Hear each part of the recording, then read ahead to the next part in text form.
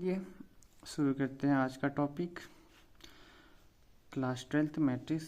और आज का टॉपिक है इक्वालिटी ऑफ मैट्रिसेस, जहाँ पर हमें क्वेश्चन प्रैक्टिस करनी है एग्जाम्पल नंबर 4 और 5 की।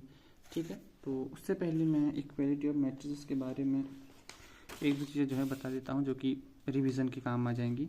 पहला, इक्वालिटी ऑफ मैट्रिसेस का मतलब, अगर मैं कहूँ कि मेरे पास दो मैट्रिक्स, अगर मेरी मैट्रिक्स ए है, अगर दो मैट्रिक्स बराबर हैं, इसका मतलब होगा कि जो एलिमेंट हैं ए के, जैसे कि A I J M cross N, और एलिमेंट हैं बी के, मैं कहूँ B I J M cross of N, दोनों क्या होने चाहिए, टिट्टो बराबर होने चाहिए, ऑर्डर भी क्या होना चाहिए, उनका सेम होना चाहिए। मतलब ए आई जे बराबर होना चाहिए बी आई जे के। कहने का मतलब A11 बराबर होगा B11 के, और वैसे ही A12 बराबर हो जाएगा B12 के।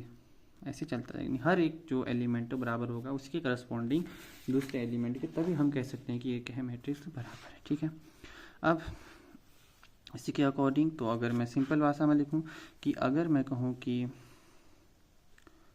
दो मैट्रिक्स क्या है, इक्वल हैं, तो हो जाएगा कि element of A equal to element of matrix B. यानी कि एग्जाम्पल के जैसे A11 बराबर हो जाएगा किसके, B11 के। तो A11 पर क्या है हमारे पास x, और यहाँ पर 0 है, तो हमारे पास क्या हो जाएगा, देखो यहाँ पर बन जाएगा x + 3 बराबर हो जाएगा 0 के। इसे मैं इक्वेशन 1 कहूँगा। दूसरा, पहली लाइन में z है, यहाँ पर 6 है, तो क्या हो जाएगा z + 4 बराबर हो जाएगा 6 के, इक्वेशन 2 हो जाएगी। थर्ड में मेरे पास है 2y - 7, ये बराबर हो जाएगा 3y + 2 के। ठीक है, यानी कि 3y + 2 के, इक्वेशन हो जाएगी थर्ड। एंड सेकेंड रो में 6, इससे कुछ मतलब नहीं। हाँ, a एक मेरे पास वेरिएबल और c वेरिएबल। ठीक है, तो a - 1 बराबर हो जाएगा -3 के, इक्वेशन फोर्थ। फिफ्थ में हो जाएगा 0 बराबर हो जाएगा 2c + 2। मैं ऐसे कैसे क्यों लिख रहा हूँ, एक कारण है, मैं बताता हूँ। अब लास्ट बचा b ना, थर्ड लाइन में, तो b - 3 बराबर हो जाएगा 2b + 4, इक्वेशन 6। यहाँ पर सारे मेरे पास a के हैं और ये सारे b के, इसलिए ताकि कन्फ्यूजन ना हो करके। ठीक है, तो अब सॉल्व करते हैं, यहीं से हो जाएगा। तो फ्रॉम इक्वेशन 1 ये बन जाएगा, देखो x + 3 बराबर 0, x बराबर हो जाएगा -3। इक्वेशन हमें x की वैल्यू मिल गई। अब देखो y के z का भी सेम ऐसा ही है, तो फ्रॉम इक्वेशन 2 मैं कहूँगा कि z + 4 की वैल्यू क्या है, 6 है, तो z की वैल्यू हो जाएगी 6 - 4, यानी कि z बराबर हो जाएगा 2। और फ्रॉम इक्वेशन 3 क्या है, 2y - 7 बराबर 3y + 2। और दोनों को थोड़ा सा घुमाने पर मैं कहूँगा कि 3y - 2y, क्योंकि मेरे को y पॉजिटिव की फॉर्म में चाहिए, और 2 + 7, तो यहाँ से y की वैल्यू क्या बन जाएगी, 9। क्या मैं गलत तो नहीं हूँ, क्योंकि मैंने क्या किया, हाँ गड़बड़ कर दी, तभी कह रहा हूँ।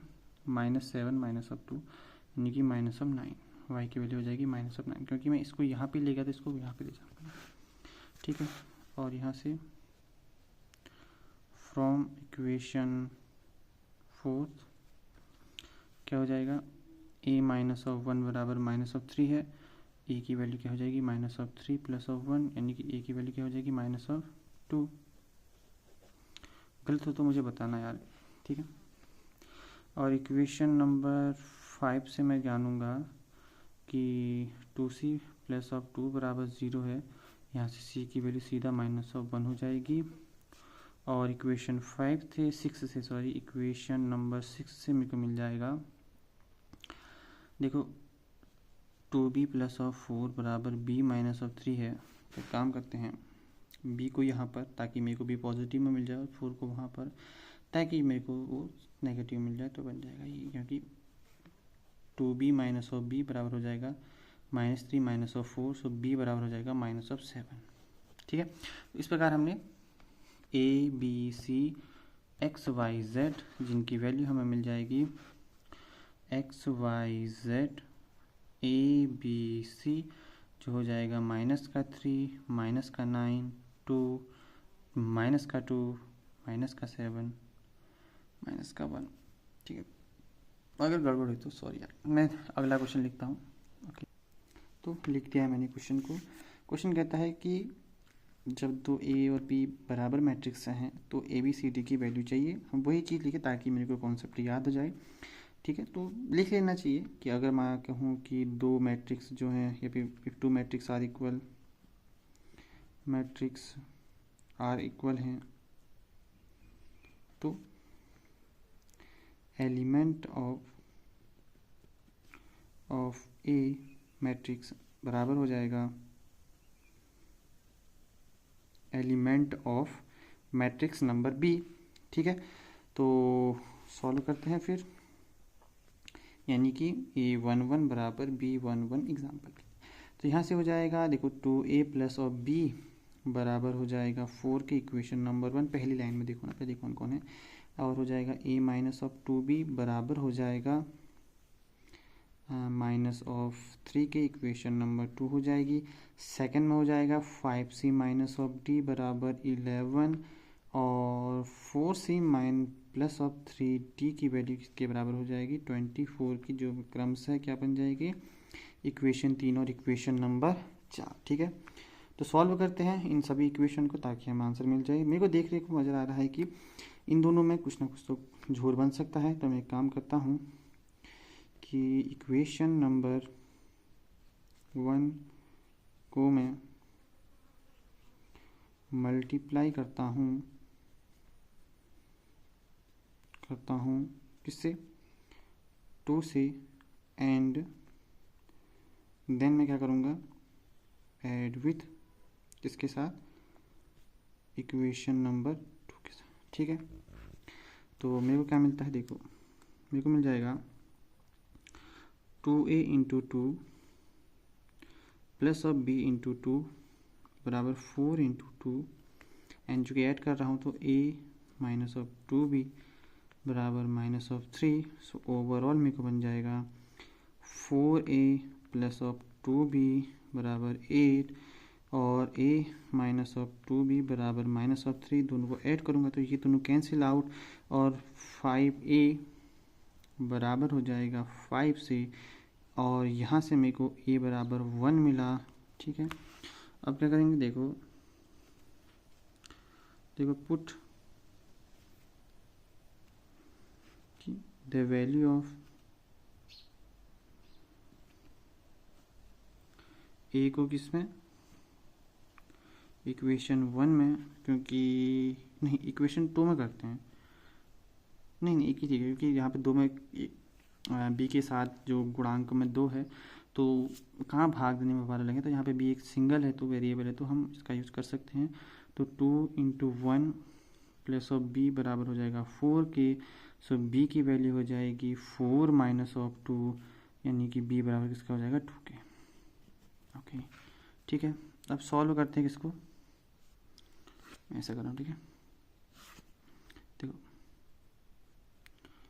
सॉल्विंग इक्वेशन किसको करेंगे, थर्ड को और किसको इक्वेशन 4th को। ठीक है, दोनों को अगर सॉल्व करें तो मेरे पास है 5c माइनस ऑफ d बराबर में 11 है, और मेरे पास है 4c प्लस ऑफ 3d जिसके बराबर में है 24। एक सेकंड, तो मैं नया पन्ना ले रहा हूँ। तो मेरे पास इक्वेशन क्या थी 5c D11 4C 3D 24। देखो मेरे पास था 5C माइनस ऑफ D जो कि 11 की था, और मेरे पास था 4C प्लस ऑफ 3D जो कि किसके पास था, 24 के पास था। तो मैं क्या कर रहा हूँ कि इक्वेशन थर्ड को मैं कर रहा हूँ 3 से गुणा, ठीक है, और इक्वेशन नंबर 4 को मैं कर रहा हूँ के साथ ऐड कर रहा हूँ, ठीक है,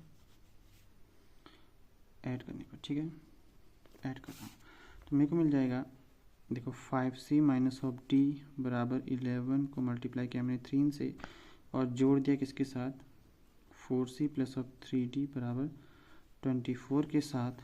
तो मेरे को क्या मिलेगा, सो दिस इम्प्लाइज मैं कह सकता हूँ कि 15C माइनस ऑफ 3D बराबर 33 और 4C प्लस ऑफ 3D बराबर 24, दोनों को ऐड करें, ये दोनों कैंसिल आउट, ठीक है, और ये बन जाएगा 19 का C, 57 है, 19 तियाँ 57 है, तो मैं कहूँगा C बराबर कितना हो जाएगा 3 की, और C को अब एक काम करते हैं, C बराबर 3 को हम इक्वेशन नंबर के थर्ड में डालते, ठीक है, 3 में रखने पर, ठीक है, रखने पर हमें क्या मिलता है, देखो हमें मिल जाएगा 5 गुणा 3 माइनस ऑफ D बराबर 11। मैंने इसलिए रखा क्योंकि यहाँ पे इसका गुणांक 1 नहीं है ना, क्योंकि अगर यहाँ पे कुछ और होता तो भाग देना पड़ता, फ्रैक्शन में आने की चांस थी, तो इसलिए मैंने छोड़ दिया। तो ये बन जाएगा 15 माइनस ऑफ 11, मैं D को उस तरफ ले गया D, तो यानी कि D की वैल्यू क्या बन जाएगी 4। तो इस प्रकार हमें क्या मिला फ्रॉम इससे और पिछले वालों से कि A बराबर 1, B बराबर 2, C बराबर 3 और D बराबर मेरे पास 4 था, ठीक है। तो हमने इस प्रकार अपना क्या है क्वेश्चन को सॉल्व कर लिया है। चलिए हमारा क्वेश्चन नंबर एग्जाम्पल, आज का एग्जाम्पल पूरा हुआ। अब हम अगली क्लास में जो हमारी एक्सरसाइज नंबर 1.1 है इसको पूरा करेंगे, फिर उसके बाद अगला कॉन्सेप्ट में हम जाएंगे। मिलते हैं, तब तक के लिए बाय बाय, गुड बाय।